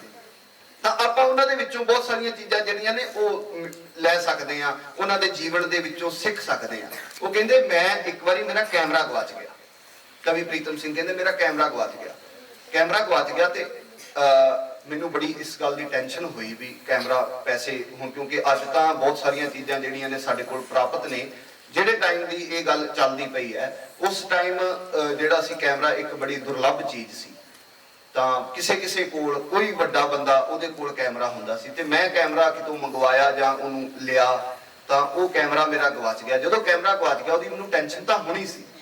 ਜਦੋਂ ਮੈਨੂੰ ਟੈਨਸ਼ਨ ਹੋਈ ਤਾਂ ਮੈਂ ਖੜਾ ਸੀ ਸਤਿਗੁਰੂ ਜਗਜੀਤ ਸਿੰਘ ਜੀ ਦੇ ਕੋਲ, ਤਾਂ ਮੈਨੂੰ ਖਲੋਤਿਆਂ ਹੋਇਆਂ ਉਹਨਾਂ ਨੇ ਆਖਿਆ, ਪ੍ਰੀਤਮ ਸਿੰਘਾ ਵੇਖੀ, ਇੱਕ ਨੁਕਸਾਨ ਹੋ ਗਿਆ, ਕਿਤੇ ਜ਼ਿੰਦਗੀ ਦਾ ਦੂਜਾ ਨੁਕਸਾਨ ਨਾ ਕਰ ਲੈ, ਟੈਨਸ਼ਨ ਨਾ ਲਈ ਕਿਸੇ ਗੱਲ ਦੀ। ਹੋ ਗਿਆ ਨੁਕਸਾਨ, ਜਿਹੜਾ ਨੁਕਸਾਨ ਹੋਣਾ ਸੀ ਜ਼ਿੰਦਗੀ ਦੇ ਵਿੱਚ। ਸਤਿਗੁਰੂ ਜਗਜੀਤ ਸਿੰਘ ਜੀ ਦੀ ਲਾਈਫ ਨੂੰ ਜਦੋਂ ਅਸੀਂ ਵੇਖਦੇ ਹਾਂ ਤਾਂ ਆਪਾਂ ਬਹੁਤ ਸਾਰੇ ਉਤਰਾਅ ਚੜਾਅ ਵੇਖਾਂਗੇ ਸਾਰਿਆਂ ਦੀ ਲਾਈਫ ਦੇ ਵਿੱਚ। ਮੈਂ ਇਹ ਨਹੀਂ ਕਹਿੰਦਾ ਕਿ ਉਹ ਸਾਰਿਆਂ ਦੀ ਲਾਈਫ ਦੇ ਵਿੱਚ ਹੁੰਦੇ, ਸਾਡੀ ਜ਼ਿੰਦਗੀ ਦੇ ਸਾਰੇ ਦਿਨ ਇੱਕ ਵਰਗੇ ਨਹੀਂ ਹੁੰਦੇ, ਪਰ ਜ਼ਿੰਦਗੀ ਨੂੰ, ਹਰ ਦਿਨ ਨੂੰ ਕਿਸ ਤਰ੍ਹਾਂ ਜਿਉਣਾ ਹੈ, ਇਹ ਅਸੀਂ ਸਤਿਗੁਰੂ ਜਗਜੀਤ ਸਿੰਘ ਜੀ ਤੋਂ ਸਿੱਖਣਾ। ਜਿਹੜਾ ਕੋਈ ਨੁਕਸਾਨ ਹੋ ਗਿਆ, ਜੋ ਕੁਝ ਬਾਤ ਘਾਟ ਹੋ ਗਈ, ਉਹਨਾਂ ਨੇ ਜ਼ਿੰਦਗੀ ਦੇ ਵਿੱਚੋਂ ਇਸ ਤਰ੍ਹਾਂ ਆਪਣੇ ਡਿਲੀਟ ਕਰ ਦਿੱਤੀ, ਜਿਸ ਤਰ੍ਹਾਂ ਆਪਾਂ ਕੋਈ ਚੀਜ਼ ਆਪਣੇ ਕੰਪਿਊਟਰ ਦੇ ਵਿੱਚੋਂ, ਆਪਣੇ ਲੈਪਟਾਪ ਦੇ ਵਿੱਚੋਂ ਡਿਲੀਟ ਕਰ ਦਿੱਤੀ ਨਾ, ਵੀ ਇਹ ਚੀਜ਼ ਚਲੀ ਗਈ ਤੇ ਹੁਣ ਚਲੀ ਗਈ, ਹੁਣ ਆਪਾਂ ਇਹਨੂੰ ਰੱਖਣਾ ਨਹੀਂ। ਉਹਨਾਂ ਨੇ ਆਪਣੇ ਜੀਵਨ ਦੇ ਵਿੱਚੋਂ ਉਹ ਚੀਜ਼ਾਂ ਜਿਹੜੀਆਂ ਨੁਕਸਾਨ ਹੋਏ, ਖਰਾਬ ਹੋਈਆਂ, ਜਾਂ ਜਿਸ ਚੀਜ਼ ਦਾ ਉਹਨਾਂ ਨਾਲ ਹੁਣ ਵਾਹ ਵਾਸਤਾ ਨਹੀਂ ਰਿਹਾ, ਉਹਨੂੰ ਉਸੇ ਤਰ੍ਹਾਂ ਉਹਦੇ ਨਾਲ ਲਗਾਵ ਨਹੀਂ ਕਿਸੇ ਤਰ੍ਹਾਂ ਦਾ। ਉਹ ਇਹ ਨਹੀਂ ਕਿ ਪਕੜ ਕੇ ਸਾਰੀ ਜ਼ਿੰਦਗੀ ਜਿਹੜਾ ਇੱਕ ਨੁਕਸਾਨ ਹੋ ਗਿਆ ਉਹਨੂੰ ਫੜ ਕੇ ਬੈਠੇ ਰਹੇ ਕਿ ਆਹ ਕਿਸ ਤਰ੍ਹਾਂ ਹੋ ਗਿਆ। ਇਹ ਉਹਨਾਂ ਦੇ ਜੀਵਨ ਵਿੱਚੋਂ ਸਿੱਖਣ ਵਾਲੀ ਚੀਜ਼ ਹੈ ਕਿ ਉਹ ਜਦੋਂ ਛੱਡਦੇ ਨੇ ਤਾਂ ਉਹ ਬਿਲਕੁਲ ਉਸ ਨੂੰ ਇਸ ਤਰ੍ਹਾਂ ਜਿਵੇਂ ਆਪਾਂ ਡਿਲੀਟ ਕਰਕੇ ਰੀਸਾਈਕਲ ਬਿਨ ਦੇ ਵਿੱਚੋਂ ਵੀ ਡਿਲੀਟ ਕਰ ਦਿੰਦਾ ਕਿ ਹੁਣ ਇਹ ਚੀਜ਼ ਦੁਬਾਰਾ ਨਹੀਂ ਆਉਣੀ ਚਾਹੀਦੀ। ਉਹ ਇਸ ਤਰ੍ਹਾਂ ਚੀਜ਼ਾਂ ਨੂੰ ਵੇਖਦੇ ਨੇ ਜਾਂ ਸੋਚਦੇ ਨੇ। ਫਿਰ ਅਸੀਂ ਸਤਿਗੁਰੂ ਜਗਜੀਤ ਸਿੰਘ ਜੀ ਦੇ ਜੀਵਨ ਦੇ ਵਿੱਚੋਂ ਜਿਹੜਾ ਸਾਡੇ ਵਿਦਿਆਰਥੀ ਜੀਵਨ ਦੇ ਵਿੱਚ ਜਾਂ ਸਟੂਡੈਂਟ ਜੀਵਨ ਦੇ ਵਿੱਚ ਸਭ ਤੋਂ ਵੱਡੀ ਕੰਮ ਆਉਣ ਵਾਲੀ ਗੱਲ ਹੈ, ਉਹਨਾਂ ਦੀ ਇੱਕ ਜ਼ਿੰਮੇਵਾਰੀ ਜਿਹੜੀ ਮੈਂ ਪਹਿਲਾਂ ਅਰਜ਼ ਕੀਤੀ। ਇੱਕ ਉਹਨਾਂ ਦੀ ਜ਼ਿੰਮੇਵਾਰੀ ਦਾ ਬੜਾ ਸੋਹਣੀ ਗੱਲ, ਪੰਜਾਬੀ ਦਾ ਬੜਾ ਵੱਡਾ ਸਾਹਿਤਕਾਰ ਗੱਲ ਸੁਕੀਰਤ ਕਰਦਾ ਜਗਜੀਤ ਆਨੰਦ ਹੋਇਆ, ਬਹੁਤ ਵੱਡਾ ਨਾਮ ਸੀ ਪੰਜਾਬੀ ਦੇ ਵਿੱਚ, ਪੰਜਾਬੀ ਲਿਟਰੇਚਰ ਦੇ ਵਿੱਚ, ਤੇ ਉਹਨਾਂ ਦਾ ਲੜਕਾ ਅੱਜ ਕੱਲ੍ਹ ਕੈਨੇਡਾ ਹੁੰਦਾ ਸੁਕੀਰਤ ਕਰਦਾ ਬੜੀ ਸੋਹਣੀ ਗੱਲ। ਉਹ ਕਹਿੰਦਾ ਜਿੱਦਣ ਸਾਡੇ ਦਾਰ ਜੀ ਦਾ ਭੋਗ ਸੀ ਨਾ, ਨਾਨਾ, ਉਹਨਾਂ ਦੇ ਨਾਨਾ ਸਨ ਗੁਰਬਖਸ਼ ਸਿੰਘ ਪ੍ਰੀਤਲੜੀ, ਪੰਜਾਬੀ ਦੇ ਨਾਲ ਸੰਬੰਧ ਰੱਖਣ ਵਾਲੇ ਗੱਲ ਜਾਣਦੇ ਹੋਣਗੇ, ਬਹੁਤ ਵੱਡਾ ਸਾਹਿਤਕਾਰ ਸੀ ਪ੍ਰੀਤਲੜੀ। ਉਹਨਾਂ ਦੀ ਇੱਕ ਮੈਗਜ਼ੀਨ ਹਜੇ ਵੀ ਛਪਦੀ ਹੈ 1935 ਤੋਂ ਲੈ ਕੇ। ਉਹ ਬਹੁਤ ਵੱਡਾ ਨਾਮ ਸੀ ਉਸ ਸਮੇਂ ਪੰਜਾਬੀ ਦਾ। ਇੰਜੀਨੀਅਰਿੰਗ ਕਰਕੇ ਅਮਰੀਕਾ ਤੋਂ ਉਹ ਬੰਦਾ ਆਇਆ, ਉਹਨੇ ਪੰਜਾਬ ਦੇ ਵਿੱਚ ਇੱਕ ਜਿਹੜਾ ਸੀ ਉਹ ਸਟਰਕਚਰ ਖੜਾ ਕੀਤਾ, ਇੱਕ ਸੁਸਾਇਟੀ ਦਾ, ਜਿਹੜੀ ਚੰਗੀ ਸੁਸਾਇਟੀ ਦਾ, ਜਿਹਦੇ ਵਿੱਚ ਸਾਹਿਤਕਾਰ ਹੋਣ, ਅਦੀਬ ਲੋਕ ਹੋਣ, ਮੇਰੇ ਕਹਿਣ ਤੋਂ ਭਾਵ ਸੁਖਣਵਾਰ ਲੋਕ ਹੋਣ, ਚੰਗੇ ਲੋਕ ਹੋਣ, ਇਸ ਤਰ੍ਹਾਂ ਦੀ ਸੁਸਾਇਟੀ ਬਣਾਉਣੀ ਚਾਹੀਦੀ। ਚਲੋ ਉਹਦਾ ਇੱਕ ਸੁਪਨਾ ਸੀ, ਉਹਨੇ ਲਿਆ ਵੀ, ਉਹਨੇ ਪੂਰੇ ਵੀ ਕੀਤੇ। ਬਹੁਤ ਵੱਡੇ ਵੱਡੇ ਨਾਮ ਜਿਹੜੇ ਤੁਸੀਂ ਪੰਜਾਬੀ ਚ ਉਰਦੂ ਦੇ ਵਿੱਚ ਪੰਜਾਬ ਦੇ ਬੰਦੇ ਗਿਣੋਗੇ, ਉਹ ਸਾਰੇ ਪ੍ਰੀਤਨਗਰ ਕਦੀ ਨਾ ਕਦੀ ਗੁਰਬਖਸ਼ ਸਿੰਘ ਪ੍ਰੀਤਲੜੀ ਦੇ ਕੋਲ ਰਹੇ ਨੇ। ਤਾਂ ਮੈਂ ਗੱਲ ਇਹ ਤਾਂ ਕਰਦਾ ਕਿ ਜਦੋਂ ਉਹ ਚੜ੍ਹਾਈ ਕਰ ਗਿਆ ਤਾਂ ਸੁਕੀਰਤ ਕਹਿੰਦਾ ਕਿ ਸਾਡੇ ਕੋਲ ਇਹ ਪ੍ਰੋਬਲਮ ਸਭ ਤੋਂ ਵੱਡੀ ਸੀ ਕਿ ਉਹਨਾਂ ਦੇ ਭੋਗ ਦੇ ਉੱਤੇ ਜਿਹੜਾ ਕੁਝ ਲੰਗਰ ਪਾਣੀ ਦਾ ਇੰਤਜ਼ਾਮ ਕਰਨਾ ਹੈ ਜਾਂ ਜਿਹੜਾ ਕੁਝ ਕਿਸੇ ਨੇ ਛਕਣਾ ਆ, ਉਹ ਕਿੰਨੇ ਕੁ ਬੰਦਿਆਂ ਦਾ ਕੀਤਾ ਜਾਵੇ, ਕਿਉਂਕਿ ਹੁਣ ਗੁਰਬਖਸ਼ ਸਿੰਘ ਪ੍ਰੀਤਲੜੀ ਦੀ ਸ਼ਖਸੀਅਤ ਬਹੁਤ ਵੱਡੀ ਸੀ। ਕਹਿੰਦਾ ਕਿ ਸਾਨੂੰ ਪਤਾ ਨਹੀਂ ਸੀ ਲੱਗਦਾ ਕਿ ਕਿੰਨੇ ਬੰਦੇ ਭੋਗ ਤੇ ਆ ਸਕਦੇ ਨੇ, 2000 ਬੰਦਾ ਆ ਸਕਦਾ, 4000 ਬੰਦਾ ਆ ਸਕਦਾ, ਸਾਨੂੰ ਇਸ ਗੱਲ ਦਾ ਨਹੀਂ ਸੀ ਪਤਾ ਲੱਗਦਾ ਵੀ ਕਿੰਨੇ ਬੰਦੇ ਜਿਹੜੇ, ਕਿਉਂਕਿ ਰਸ਼ੀਆ ਤੱਕ ਲੋਕ ਜਿਹੜੇ ਸਨ ਉਹਨੂੰ ਜਾਣਦੇ ਸਨ, ਤੇ ਰਸ਼ੀਆ ਦੇ ਲੋਕ ਜਿਹੜੇ ਨੇ ਉਹਦੇ ਪਿੰਡ ਜਿਹੜੇ ਬੈਠੇ ਰਹਿੰਦੇ ਸਨ ਮਹੀਨਾ 2-2 ਮਹੀਨੇ ਆਣ ਕੇ ਉਹਦੇ ਕੋਲ ਸਿੱਖਦੇ ਸਨ, ਉਹਦੇ ਕੋਲ ਪੁੱਛਦੇ ਸਨ। ਉਹ ਏਡਾ ਵੱਡਾ ਬੰਦਾ ਸੀ, ਤੇ ਹੁਣ ਏਡੇ ਵੱਡੇ ਬੰਦੇ ਦੇ ਮਰਨ ਤੋਂ ਬਾਅਦ ਉਹਦੇ ਭੋਗ ਤੇ ਕਿੰਨੇ ਲੋਕ ਆਉਣਗੇ, ਘਰ ਵਾਲੇ ਇਸ ਚਿੰਤਾ ਦੇ ਵਿੱਚ ਨੇ। ਕਹਿੰਦੇ ਇਹ ਚਿੰਤਾ ਸਾਡੀ ਦੂਰ ਕੀਤੀ ਸਤਿਗੁਰੂ ਜਗਜੀਤ ਸਿੰਘ ਨੇ। ਸਤਿਗੁਰੂ ਜਗਜੀਤ ਸਿੰਘ ਇੱਕ ਦਿਨ ਪਹਿਲਾਂ ਆਏ ਸਾਡੇ ਘਰੇ, ਆਣ ਕੇ ਗੱਡੀਆਂ ਰੁਕੀਆਂ, ਥੱਲੇ ਉਤਰੇ, ਸਾਨੂੰ ਉਸ ਜਿਸ ਤਰ੍ਹਾਂ ਆਪਾਂ ਅਫਸੋਸ ਕਰੀਦਾ ਕਿਸੇ ਦੀ ਮੌਤ ਤੋਂ ਬਾਅਦ, ਅਫਸੋਸ ਕੀਤਾ। ਅਫਸੋਸ ਕਰਨ ਤੋਂ ਬਾਅਦ ਸਾਨੂੰ ਇਹ ਗੱਲ ਆਖੀ ਕਿ ਲੰਗਰ ਦਾ ਪ੍ਰਬੰਧ ਜਿਹੜਾ ਹੈ ਉਹ ਅਸੀਂ ਕਰਾਂਗੇ ਸਵੇਰੇ, ਤੁਸੀਂ ਸਾਨੂੰ ਸਿਰਫ ਜਗ੍ਹਾ ਦੇ ਦਿਓ, ਬਾਕੀ ਸਾਰਾ ਕੁਝ ਸਾਡਾ। ਭਾਂਡੇ ਲੈ ਕੇ ਆਉਣੇ ਨੇ, ਟੈਂਟ ਲਾਉਣਾ ਹੈ, ਕੁਛ ਕਰਨਾ ਹੈ, ਵਿਛਾਉਣਾ ਕੀ ਹੈ ਥੱਲੇ, ਪ੍ਰਸ਼ਾਦਾ ਕੀ ਛਕਾਉਣਾ ਹੈ ਉਹਨਾਂ ਨੂੰ, ਕੀ ਲੰਗਰ ਖਵਾਇਆ ਜਾਏਗਾ, ਇਹ ਸਾਰੀ ਜ਼ਿੰਮੇਵਾਰੀ ਸਾਡੀ, ਤੁਸੀਂ ਸਿਰਫ ਸਾਨੂੰ ਜਗ੍ਹਾ ਦੱਸ ਦਿਓ ਵੀ ਆਹ ਜਗ੍ਹਾ ਤੇ ਲਾਓ। ਤਾਂ ਉਹ ਸੁਕੀਰਤ ਕਹਿੰਦਾ ਮੈਂ ਉੱਥੇ ਸੀ ਤੇ ਮੈਂ ਸ਼ਾਮ ਨੂੰ ਫਿਰ ਆਪਣੀ ਗੱਲ, ਜਦੋਂ ਉਹ ਸਵੇਰੇ ਦੱਸ ਗਏ, ਮੈਂ ਸ਼ਾਮ ਨੂੰ ਉਹ ਗੱਲ ਜਿਹੜੀ ਸੀ ਉਹ ਯਾਦ ਕਰਾਉਣੀ ਚਾਹੀ ਕਿ ਮੈਂ ਹੁਣ ਯਾਦ ਕਰਾ ਦਿਆਂ ਕਿ ਉਹ ਸਵੇਰੇ ਕਿਤੇ ਇੰਤਜ਼ਾਮ ਹੋਵੇਗਾ। ਮੈਂ ਹਜੇ ਫੋਨ ਕੀਤਾ ਤੇ ਸਤਿਗੁਰੂ ਜਗਜੀਤ ਸਿੰਘ ਦੀ ਪਹਿਲੀ ਗੱਲ ਜਿਹੜੀ ਸਾਡੇ ਵਿਦਿਆਰਥੀ ਜੀਵਨ ਦੇ ਵਿੱਚ ਬਹੁਤ ਕੰਮ ਆਉਣ ਵਾਲੀ ਹੈ, ਉਹਨਾਂ ਆਖਿਆ ਮੈਂ ਆਪਣੀ ਜ਼ਿੰਮੇਵਾਰੀ ਨੂੰ ਜਾਣਦਾ, ਤੁਸੀਂ ਫੋਨ ਕਰਕੇ ਮੇਰੀ ਇਹ ਆਦਤ ਨਾ ਵਿਗਾੜੋ। ਮੈਨੂੰ ਆਪਣੀ ਜ਼ਿੰਮੇਵਾਰੀ ਦਾ ਅਹਿਸਾਸ ਹੈ ਕਿ ਮੈਂ ਕੀ ਜ਼ਿੰਮੇਵਾਰੀ ਆਪਣੇ ਸਿਰ ਦੇ ਉੱਤੇ ਲਈ ਹੈ, ਇਸ ਕਰਕੇ ਮੈਨੂੰ ਅਹਿਸਾਸ ਹੈ, ਮੈਂ ਆਪਣੀ ਜ਼ਿੰਮੇਵਾਰੀ ਨੂੰ ਜਾਣਦਾ। ਤੁਸੀਂ ਫੋਨ ਕਰਕੇ ਜਿਹੜਾ ਹੈ ਤੁਸੀਂ ਮੈਨੂੰ ਯਾਦ ਕਰਾ ਕੇ ਮੇਰੀ ਆਦਤ ਨਾ ਵਿਗਾੜੋ, ਮੈਨੂੰ ਯਾਦ ਹੁੰਦਾ ਜਦੋਂ ਮੈਂ ਕੋਈ ਜ਼ਿੰਮੇਵਾਰੀ ਲੈਣਾ, ਇਸ ਕਰਕੇ ਤੁਸੀਂ ਇਸ ਗੱਲ ਵੱਲੋਂ ਬੇਫਿਕਰ ਹੋ ਜਾਓ। ਇਹ ਜ਼ਿੰਦਗੀ 'ਚ ਯਾਦ ਰੱਖਣ ਵਾਲੀ ਗੱਲ ਹੈ। ਸਤਿਗੁਰੂ ਜਗਜੀਤ ਸਿੰਘ ਜੇ ਕਿਸੇ ਦੀ ਜ਼ਿੰਮੇਵਾਰੀ ਲੈਂਦੇ ਨੇ ਜ਼ਿੰਦਗੀ ਦੇ ਵਿੱਚ, ਆਪਾਂ ਇਸੇ ਭੈਣੀ ਸਾਹਿਬ ਅਸੀਂ ਵੇਖਦੇ ਹਾਂ ਵੀ ਵੇਖਿਆ ਕਿੰਨੇ ਬੰਦੇ ਸਤਿਗੁਰਾਂ ਨੇ ਇੱਥੇ ਭੈਣੀ ਸਾਹਿਬ ਲਿਆਂਦੇ, ਫਿਰ ਉਹਨਾਂ ਨੂੰ ਆਖਿਆ ਤੁਹਾਡੇ ਪਰਿਵਾਰ ਦੀ ਜ਼ਿੰਮੇਵਾਰੀ ਮੇਰੀ ਹੈ, ਤਾਂ ਉਹ ਜ਼ਿੰਮੇਵਾਰੀ ਉਸੇ ਤਰ੍ਹਾਂ ਨਿਭਾਈ। ਜੇ ਕੋਈ ਜ਼ਿੰਦਗੀ 'ਚ ਤੁਸੀਂ ਜ਼ਿੰਮੇਵਾਰੀ ਲੈਂਦੇ ਹੋ, ਜ਼ਿੰਮੇਵਾਰ ਬਣਦੇ ਹੋ, ਪਹਿਲੀ ਗੱਲ ਤਾਂ ਹਰ ਇੱਕ ਬੰਦੇ ਨੂੰ ਇੱਕ ਜ਼ਿੰਮੇਵਾਰ ਨਾਗਰਿਕ ਬਣਨਾ ਚਾਹੀਦਾ, ਆਪਣੇ ਪਰਿਵਾਰ ਪੱਖੋਂ, ਆਪਣੇ ਸਮਾਜ ਪੱਖੋਂ। ਪਰ ਜਦੋਂ ਤੁਸੀਂ ਜ਼ਿੰਮੇਵਾਰ ਆਦਮੀ ਬਣੋਗੇ ਜਾਂ ਜ਼ਿੰਮੇਵਾਰ ਮਨੁੱਖ ਬਣੋਗੇ ਤਾਂ ਇਹ ਯਾਦ ਰੱਖੋ, ਇਹ ਜ਼ਿੰਮੇਵਾਰੀ ਇਹ ਨਹੀਂ ਕਿ ਤੁਸੀਂ ਤੁਹਾਡੇ ਵੱਡੇ ਹੋਇਆਂ ਪੈਣੀ ਹੈ, ਜਦੋਂ ਤੁਹਾਡੇ ਵਿਆਹ ਹੋਣੇ ਨੇ ਉਸ ਤੋਂ ਬਾਅਦ ਪੈਣੀ। ਅੱਜ ਤੋਂ ਹੀ ਛੋਟੀਆਂ ਜ਼ਿੰਮੇਵਾਰੀਆਂ ਸਾਡੇ ਘਰ ਦੀਆਂ ਸਾਡੇ ਕੋਲ ਹੁੰਦੀਆਂ ਨੇ, ਉਹਨਾਂ ਜ਼ਿੰਮੇਵਾਰੀਆਂ ਨੂੰ ਜ਼ਿੰਮੇਵਾਰੀਆਂ ਸਮਝੋ ਕਿ ਇਹ ਜ਼ਿੰਮੇਵਾਰੀ ਹੈ ਤੇ ਇਹਨੂੰ ਮੈਂ ਉਸੇ ਤਰ੍ਹਾਂ ਨਿਭਾਉਣਾ ਜਿਵੇਂ ਸਾਨੂੰ ਸਤਿਗੁਰੂ ਜਗਜੀਤ ਸਿੰਘ ਸੱਚੇ ਪਾਤਸ਼ਾਹ ਨੇ ਦੱਸਿਆ। ਇਹ ਉਹਨਾਂ ਦੇ ਜੀਵਨ ਦੇ ਵਿੱਚੋਂ ਬਹੁਤ ਵੱਡੀ ਗੱਲ ਜਿਹੜੀ ਹੈ ਉਹ ਸਿੱਖਣ ਨੂੰ ਮਿਲਦੀ ਹੈ। ਬਹੁਤ ਸਾਰੀਆਂ ਐਗਜ਼ਾਮਪਲਾਂ ਜਿਹੜੀਆਂ ਨੇ ਮੈਂ ਹੋਰ ਦੇ ਸਕਦਾ। ਇਸ ਤੋਂ ਬਿਨਾਂ ਸਤਿਗੁਰੂ ਜਗਜੀਤ ਸਿੰਘ ਦਾ ਇੱਕ ਪੱਖ ਜਿਹੜਾ ਬਹੁਤ ਵਾਰੀ ਭੈਣ ਸਾਹਿਬ ਰਹਿੰਦੇ ਆ ਤੁਸੀਂ ਸੁਣਿਆ ਵੀ ਹੋਵੇਗਾ, ਪਰ ਉਸ ਪੱਖ ਨੂੰ ਹੋਰ ਮੈਂ ਵੱਧ ਕੇ ਇਹ ਦੱਸ ਦੇਵਾਂ ਕਿ ਉਹ ਜਿੱਥੇ ਬਹੁਤ ਵੱਡੇ ਸਾਧਕ ਸਨ ਉਹਨਾਂ ਨੇ ਮਿਹਨਤ ਕੀਤੀ, ਸੁਪਨਾ ਲਿਆ। ਪਾਸ਼ ਪੰਜਾਬੀ ਦਾ ਬਹੁਤ ਵੱਡਾ ਕਵੀ ਹੈ। ਪਾਸ਼ ਕਹਿੰਦਾ ਕਿ ਸਭ ਤੋਂ ਖਤਰਨਾਕ ਹੈ ਸਾਡੇ ਸੁਪਨਿਆਂ ਦਾ ਮਰ ਜਾਣਾ। ਜ਼ਿੰਦਗੀ ਦੇ ਵਿੱਚ ਯਾਦ ਰੱਖਿਓ, ਉਹ ਕਹਿੰਦਾ ਕਿ ਹੋਰ ਦੁਨੀਆ ਤੇ ਕੋਈ ਚੀਜ਼ ਖਤਰਨਾਕ ਨਹੀਂ ਹੈਗੀ, ਸਭ ਤੋਂ ਖਤਰਨਾਕ ਹੁੰਦਾ ਸਾਡੇ ਸੁਪਨਿਆਂ ਦਾ ਮਰ ਜਾਣਾ। ਜਿਹੜੇ ਮਨੁੱਖ ਦੇ ਅੰਦਰੋਂ ਸੁਪਨੇ ਮਰ ਜਾਂਦੇ ਨੇ, ਉਹ ਮਨੁੱਖ ਸਭ ਤੋਂ ਖਤਰਨਾਕ ਇਹ ਗੱਲ ਹੈ ਕਿ ਉਹਦੇ ਅੰਦਰ ਸੁਪਨਾ ਨਹੀਂ ਰਿਹਾ। ਹਮੇਸ਼ਾ ਕੋਈ ਨਾ ਕੋਈ ਸੁਪਨਾ ਬੁਣਦੇ ਰਹੋ ਜ਼ਿੰਦਗੀ ਦੇ ਵਿੱਚ ਕਿ ਅਸੀਂ ਆਹ ਕਰਨਾ ਹੈ, ਅਸੀਂ ਆਹ ਕਰਨਾ ਹੈ। ਇਹ ਸਾਨੂੰ ਮਿਲਦਾ ਸਤਿਗੁਰੂ ਜਗਜੀਤ ਸਿੰਘ ਦੀ ਲਾਈਫ ਦੇ ਵਿੱਚੋਂ। ਅਸੀਂ ਪਹਿਲੇ ਸਤਿਗੁਰਾਂ ਦੀ ਲਾਈਫ ਦੇ ਵਿੱਚੋਂ ਵੀ ਵੇਖ ਸਕਦੇ, ਇਹ ਨਹੀਂ ਪਹਿਲੇ ਸਤਿਗੁਰਾਂ ਦੀ ਲਾਈਫ ਦੇ ਵਿੱਚੋਂ ਵੀ ਵੇਖ ਸਕਦੇ ਆ, ਪਰ ਅੱਜ ਆਪਾਂ ਸਤਿਗੁਰੂ ਜਗਜੀਤ ਸਿੰਘ ਜੀ ਦੀ ਗੱਲ ਕਰਦੇ ਪਏ ਹਾਂ। ਸਤਿਗੁਰੂ ਜਗਜੀਤ ਸਿੰਘ ਜੀ ਦੀ ਲਾਈਫ ਦੇ ਵਿੱਚੋਂ ਤੁਸੀਂ ਵੇਖੋ ਉਹਨਾਂ ਨੇ ਕਿੰਨੇ ਸੁਪਨੇ ਬੁਣੇ। ਜਿੱਥੋਂ ਮੈਂ ਗੱਲ ਆਪਣੀ ਸ਼ੁਰੂ ਕੀਤੀ ਸੀ ਕਿ ਉਹਨਾਂ ਚਾਹਿਆ ਕਿ ਇੱਕ ਵਧੀਆ ਸੁਸਾਇਟੀ ਨਾਮਧਾਰੀਆਂ ਦੀ ਬਣ ਜੇ, ਨਾਮਧਾਰੀਆਂ ਦੇ ਜਾਂ ਸਿੱਖਾਂ ਦੇ ਬੱਚੇ ਜਿਹੜੇ ਨੇ ਉਹ ਪੜ੍ਹ ਲਿਖ ਜਾਣ। ਇਸ ਵਾਸਤੇ ਵੱਖਰੇ ਵੱਖਰੇ ਸਕੂਲ ਖੋਲੇ ਗਏ। ਆ ਜਿਹੜਾ ਸਕੂਲ 1987-88 ਦੇ ਵਿੱਚ ਖੋਲਿਆ ਗਿਆ, ਸਤਿਗੁਰੂ ਪ੍ਰਤਾਪ ਸਿੰਘ ਅਕੈਡਮੀ ਜਿੱਥੇ ਤੁਸੀਂ ਬੈਠੇ ਹੋ, ਇਹਦਾ ਵੀ ਖੋਲਣ ਦਾ ਇੱਕੋ ਇੱਕ ਮਨੋਰਥ ਸੀ ਕਿ ਸਾਡੀ ਸੁਸਾਇਟੀ ਦੇ ਵਿੱਚ ਸਾਡਾ ਬੱਚਾ ਜਿਹੜਾ ਹੈ ਉਹ ਮਾਡਰਨ ਐਜੂਕੇਸ਼ਨ ਦੇ ਨਾਲ ਜੁੜ ਜਾਏ, ਆਧੁਨਿਕ ਸਿੱਖਿਆ ਦੇ ਨਾਲ ਜੁੜ ਜਾਏ। ਕੋਈ ਬੱਚਾ ਜਿਹੜਾ ਹੈ ਉਹ ਆਧੁਨਿਕ ਸਿੱਖਿਆ ਤੋਂ ਜਿਹੜਾ ਖਾਲੀ ਨਾ ਹੋਵੇ, ਮਾਡਰਨ ਐਜੂਕੇਸ਼ਨ ਤੋਂ ਖਾਲੀ ਨਾ ਹੋਵੇ। ਇਸ ਵਾਸਤੇ ਉਹਨਾਂ ਨੇ ਇਹ ਸੁਪਨਾ ਬਣਿਆ ਤੇ ਆ ਅਕੈਡਮੀ ਜਿਹੜੀ ਸੀ ਇਹ ਖੜੀ। ਇਹ ਸਭ ਤੋਂ ਪਹਿਲਾਂ ਸਕੂਲ ਜਿਹੜਾ ਸੀ ਲੰਗਰ ਦੇ ਕੋਲ ਮਾਈਆਂ ਡੇਰਾ ਹੁੰਦਾ ਸੀ, ਪੁਰਾਣੇ ਸੱਜਣ ਜਿਹੜੇ ਨੇ ਉਹ ਜਾਣਦੇ ਮਾਈਆਂ ਡੇਰੇ। ਇਹ ਸਕੂਲ ਦੇ ਕੁਝ ਬੱਚੇ ਜਿਹੜੇ ਸਨ ਇਕੱਠੇ ਹੋਏ, ਉੱਥੋਂ ਇਹ ਸਕੂਲ ਇੱਥੇ ਅਕੈਡਮੀ 'ਚ ਸ਼ਿਫਟ ਹੋਇਆ। ਤਾਂ ਉਹਨਾਂ ਨੇ ਇਹੀ ਸੁਪਨਾ ਸੀ ਕਿ ਜਿਹੜੇ ਬੱਚੇ ਨੇ ਉਹ ਆਉਣ ਜਿੱਥੇ ਆਪਣਾ ਸਿੱਖੀ ਦੀ ਗੱਲ ਜਿਹੜੀ ਹੈ ਉਹ ਕੀਤੀ ਜਾਵੇ, ਸਿੱਖੀ ਦੀ ਉਹ ਸੱਚੀ ਸੁੱਚੀ ਗੱਲ। ਸਿੱਖੀ ਕੋਈ ਕੱਟੜਤਾ ਵੱਲ ਨਹੀਂ ਕਿਸੇ ਨੂੰ ਸਿਖਾਉਂਦੀ। ਯਾਦ ਰੱਖਿਓ, ਮੈਂ ਛੋਟੇ ਭਰਾ ਹੋਣ ਦੇ ਨਾਤੇ ਜਾਂ ਛੋਟੀਆਂ ਭੈਣਾਂ ਹੋਣ ਦੇ ਨਾਤੇ ਇਹ ਗੱਲ ਕਰ, ਜ਼ਿੰਦਗੀ 'ਚ ਯਾਦ ਰੱਖਿਓ, ਸਿੱਖੀ ਇੱਕ ਐਸਾ ਫਲਸਫਾ ਹੈ, ਸਿੱਖੀ ਕਿਸੇ ਨੂੰ ਕਦੀ ਵੀ ਕੱਟੜਤਾ ਵੱਲ ਨਹੀਂ ਲਿਜਾਂਦੀ। ਸਿੱਖੀ ਕਦੀ ਨਹੀਂ ਕਹਿੰਦੀ ਆਹ ਮਾੜਾ ਹੈ, ਸਿੱਖੀ ਕਦੀ ਨਹੀਂ ਕਹਿੰਦੀ ਆਹ ਮਾੜਾ ਹੈ। ਸਿੱਖੀ ਹਮੇਸ਼ਾ ਆਪਣੇ ਅੰਦਰ ਦੀ ਗੱਲ ਕਰਦੀ ਹੈ ਕਿ ਤੂੰ ਚੰਗਾ ਹੈ ਫਿਰ ਸਾਰੀ ਦੁਨੀਆ ਚੰਗੀ ਹੈ, ਜੇ ਤੂੰ ਨਹੀਂ ਚੰਗਾ ਫਿਰ ਕੋਈ ਵੀ ਦੁਨੀਆ ਤੇ ਚੰਗਾ ਨਹੀਂ ਹੈ। ਇਹ ਗੱਲ ਸਮਾਜ ਦੇ ਵਿੱਚ ਵੀ ਵੇਖੀ ਗਈ ਹੈ।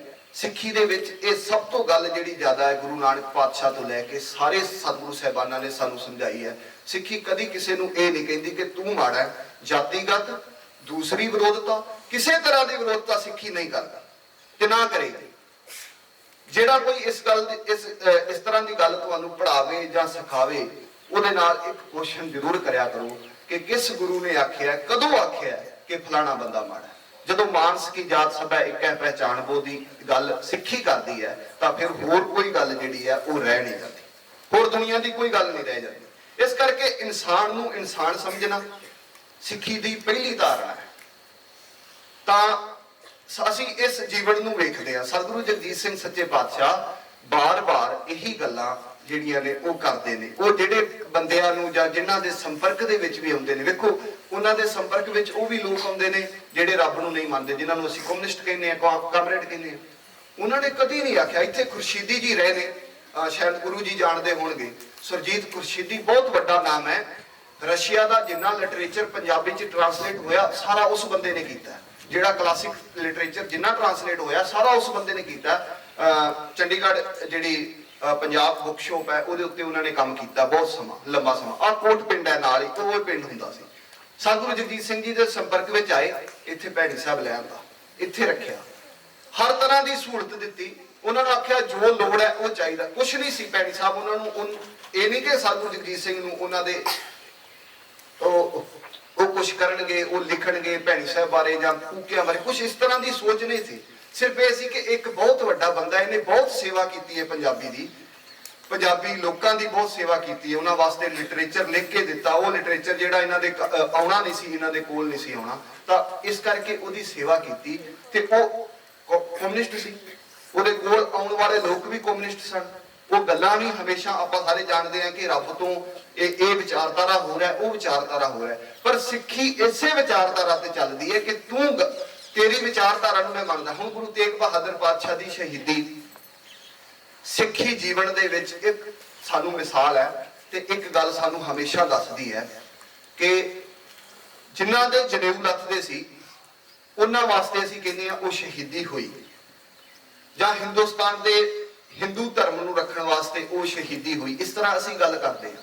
ਹੁਣ ਇੱਕ ਗੱਲ ਇਹ ਵੀ ਸੋਚੀਏ ਕਿ ਗੁਰੂ ਤੇਗ ਬਹਾਦਰ ਦਾ ਪਾਤਸ਼ਾਹ ਦਾ ਕੀ ਸੰਬੰਧ ਸੀ ਜਨੇਊ ਨਾਲ? ਕੋਈ ਸੰਬੰਧ ਨਹੀਂ ਸੀ। ਪਰ ਉਹਨਾਂ ਨੇ ਆਖਿਆ ਕਿ ਭਾਵੇਂ ਇਸ ਗੱਲ ਨੂੰ ਮੈਂ ਨਹੀਂ ਮੰਨਦਾ, ਪਰ ਤੇਰੀ ਗੱਲ ਰੱਖਣ ਵਾਸਤੇ ਮੈਂ ਆਪਣੀ ਸ਼ਹਾਦਤ ਦੇ ਦਿਆਂਗਾ। ਜੀਵਨ ਦੇ ਵਿੱਚ ਯਾਦ ਰੱਖਿਓ, ਤੁਹਾਨੂੰ ਕੋਈ ਲੱਗੇ ਤੁਹਾਡਾ ਵਿਰੋਧੀ ਹੈ, ਵਿਰੋਧਤਾ ਕਰਨੀ ਹੈ ਤੇ ਸੱਚੀ ਵਿਰੋਧਤਾ ਕਰੋ। ਇਹ ਝੂਠੀ ਵਿਰੋਧਤਾ ਕਰਨ ਦਾ ਕੋਈ ਫਾਇਦਾ ਨਹੀਂ। ਜੇ ਵਿਰੋਧਤਾ ਵੀ ਕਰਨੀ ਹੈ, ਤੁਸੀਂ ਕਿਸੇ ਨਾਲ ਵਿਚਾਰਾਂ ਦੇ ਪੱਖੋਂ ਤੁਸੀਂ ਵੱਖਰੇ ਹੋ ਤੇ ਵਿਚਾਰਾਂ ਨਾਲ ਆਪਣੀ ਗੱਲ ਕਰ ਸਕਦੇ ਹੋ। ਉਹ ਕਹਿੰਦੇ ਤੇਰਾ ਵਿਚਾਰ ਦੂਸਰਾ ਹੈ, ਤੇਰਾ ਵਿਚਾਰ ਮੇਰੇ ਵਿਚਾਰ ਨਾਲ ਨਹੀਂ ਰਲਦਾ, ਪਰ ਤੇਰੇ ਵਿਚਾਰ ਦੀ ਰੱਖਿਆ ਵਾਸਤੇ, ਤੇਰੀ ਗੱਲ ਦੀ ਰੱਖਿਆ ਵਾਸਤੇ ਮੈਂ ਆਪਣੀ ਜਾਨ ਵੀ ਕੁਰਬਾਨ ਕਰ ਦਿਆਂਗਾ। ਇਹ ਸਿੱਖੀ ਹੈ।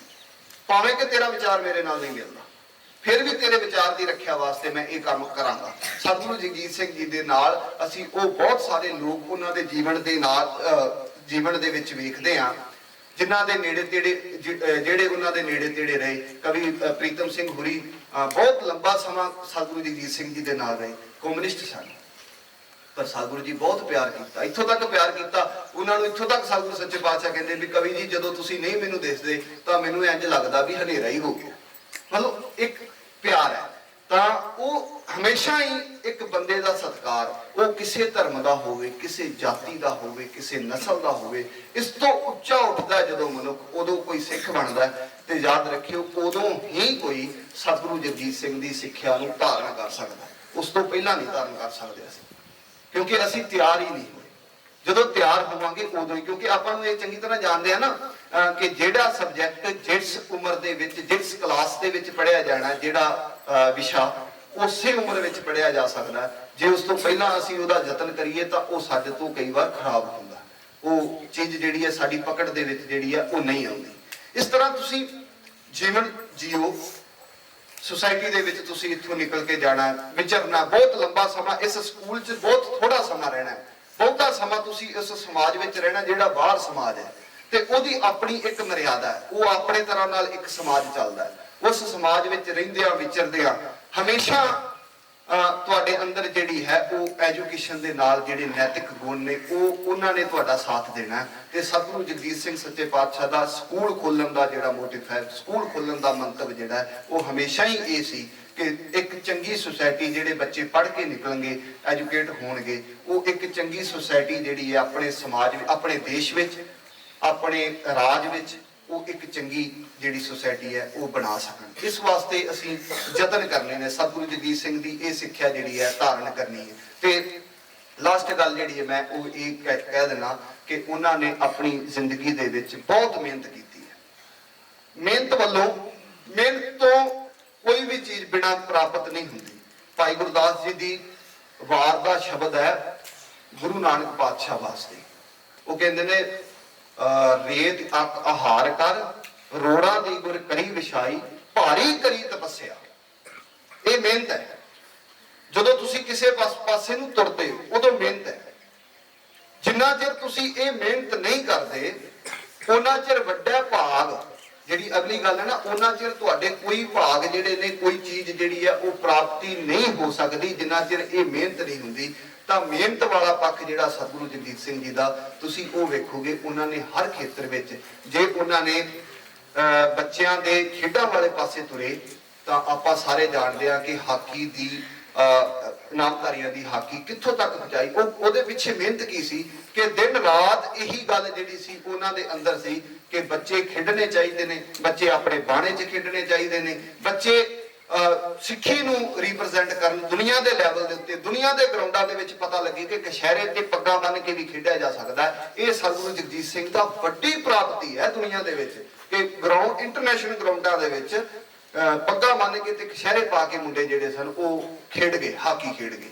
ਤਾਂ ਫਿਰ ਦੂਸਰੀ ਗੱਲ ਸੰਗੀਤ ਵਾਲੇ ਪਾਸੇ, ਸੰਗੀਤ ਵਾਲੇ ਪਾਸੇ ਉਹਨਾਂ ਦੀਆਂ ਬੈਠਕਾਂ 12-12 ਘੰਟੇ ਦੀਆਂ ਵੀ ਹੋ ਜਾਂਦੀਆਂ ਸਨ। ਜਦੋਂ ਉਹ ਬੈਠਦੇ ਸਨ, ਇੱਕ ਸਾਧਨਾ ਕਰਦੇ ਸਨ, ਤਾਂ ਉਹ ਸਾਧਨਾ ਇੰਨੀ ਲੰਬੀ ਚਲੀ ਜਾਂਦੀ ਸੀ, ਜਾਂ ਉਹ ਇੰਨੀ ਮਿਹਨਤ ਕਰਦੇ ਸਨ ਉਸ ਤੇ। ਸਿਆਲਾਂ ਦੀਆਂ ਰਾਤਾਂ, ਠਰੀਆਂ ਰਾਤਾਂ, ਜਿੰਨੀਆਂ ਰਾਤਾਂ ਦੇ ਵਿੱਚ ਅਸੀਂ ਬਾਹਰ ਨਿਕਲਣ ਦੇ ਲਈ ਆਪਣੇ ਕੱਪੜੇ ਪਾਏ ਹੁੰਦੇ ਨੇ, ਉੱਤੋਂ ਚਾਦਰ ਲੈ ਲੈਂਦੀ ਹੈ ਕਿ ਬਾਹਰ ਹਵਾ ਹੈ, ਬਾਹਰ ਨਹੀਂ ਨਿਕਲਣਾ, ਉਹਨਾਂ ਰਾਤਾਂ ਦੇ ਵਿੱਚ ਸਤਿਗੁਰੂ ਜਗਜੀਤ ਸਿੰਘ ਠੰਡੇ ਪਾਣੀ ਦੇ ਵਿੱਚ ਬੈਠ ਕੇ, ਬਰਫ਼ ਪਾ ਕੇ ਪਾਣੀ ਦੇ ਵਿੱਚ, ਟੱਪ ਦੇ ਵਿੱਚ ਬੈਠ ਕੇ ਤੇ ਸਾਹ ਦੀ ਜਿਹੜਾ ਇੱਕ ਸੁਰ ਹੈ, ਸੁਰ ਦੀ ਜਿਹੜੀ ਸਾਧਨਾ ਹੈ ਉਹ ਕਰਦੇ ਸਨ ਕਿ ਸੁਰ ਕੰਬੇ ਨਾ। ਕੀਰਤਨ ਕਰਦੇ ਆ, ਕੀਰਤਨ ਤਾਂ ਹਜ਼ਾਰਾਂ ਦੁਨੀਆ ਕਰਦੀ ਪਈ ਹੈ।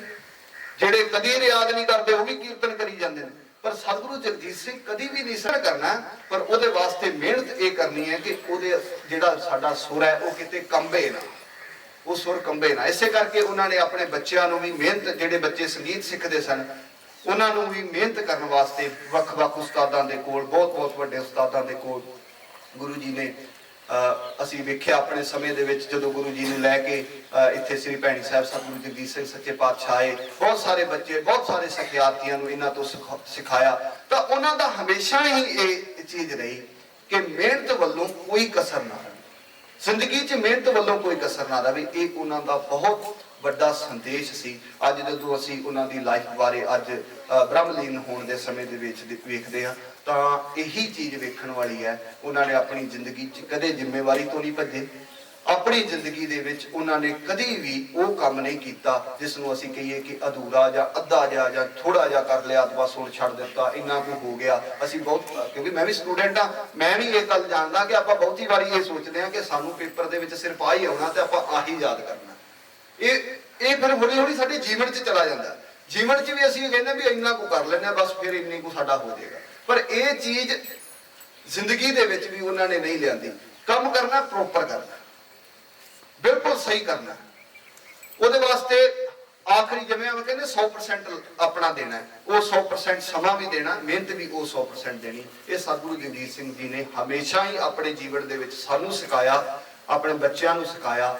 ਤੇ ਇਹ ਗੱਲ ਸਾਰੇ ਸੰਸਾਰ ਵਾਸਤੇ ਵੀ ਮਿਸਾਲ ਹੈ। ਜਿਹੜਾ ਕੋਈ ਉਹਨਾਂ ਦਾ ਜੀਵਨ ਵੇਖੇਗਾ, ਜੀਵਨ ਵਾਚੇਗਾ, ਉਹਨਾਂ ਵਾਸਤੇ ਇਹ ਮਿਸਾਲ ਹੈ ਕਿ ਉਹਨਾਂ ਦੇ ਜੀਵਨ ਦੇ ਵਿੱਚ ਇਸ ਤਰ੍ਹਾਂ ਦੀਆਂ ਘਟਨਾਵਾਂ ਜਾਂ ਇਸ ਤਰ੍ਹਾਂ ਦੀਆਂ ਗੱਲਾਂ ਜਿਹੜੀਆਂ ਨੇ ਉਹ ਉਹਨਾਂ ਨੂੰ ਮਹਾਨ ਬਣਾਉਂਦੀਆਂ ਨੇ। ਮੈਂ ਪਹਿਲਾਂ ਆਪਣੀ ਇੱਥੋਂ ਗੱਲ ਸ਼ੁਰੂ ਕੀਤੀ ਸੀ, ਮਹਾਨਤਾ ਇਸੇ ਵਿੱਚ ਹੁੰਦੀ ਹੈ ਕਿ ਹਰ ਦਿਨ ਤੁਸੀਂ ਜਿਹੜਾ ਕੰਮ ਕਰਦੇ ਹੋ ਉਹ ਹਮੇਸ਼ਾ ਛੋਟੇ ਤੋਂ ਛੋਟਾ ਕੰਮ ਵੀ ਜਿਹੜਾ ਉਹ ਇੰਨੇ ਜੀ ਨਾਲ ਕਰੋ, ਇੰਨੇ ਦਿਲ ਲਗਾ ਕੇ ਕਰੋ ਕਿ ਉਹ ਮਹਾਨ ਹੋਵੇ। ਇਸੇ ਕਰਕੇ ਉਸੇ ਨੂੰ ਹੀ ਅਸੀਂ ਮਹਾਨ ਵਿਅਕਤੀ ਕਹਿੰਦੇ ਹਾਂ, ਮਹਾਨ ਵਿਅਕਤੀਤਵ ਕਹਿੰਦੇ ਹਾਂ। ਮੈਂ ਇੰਨੀਆਂ ਕੁ ਗੱਲਾਂ ਕਰਦਾ ਹੋਇਆ ਤੁਹਾਡੇ ਨਾਲ ਬਹੁਤ ਸਾਰੀਆਂ ਗੱਲਾਂ ਹੋ ਸਕਦਾ ਮੇਰੇ ਕੋਲੋਂ ਗਲਤ ਵੀ ਹੋ ਗਈਆਂ ਹੋਣ ਜਾਂ ਕਿਸੇ ਦੀ ਸ਼ਾਨ ਦੇ ਖਿਲਾਫ ਹੋ ਗਈਆਂ ਹੋਣ, ਤਾਂ ਮੈਂ ਉਹਦੇ ਵਾਸਤੇ ਵੀ ਜਿਹੜੀ ਹੈ ਮੁਆਫੀ ਮੰਗਦਾ। ਸਤਿ ਸ੍ਰੀ ਅਕਾਲ।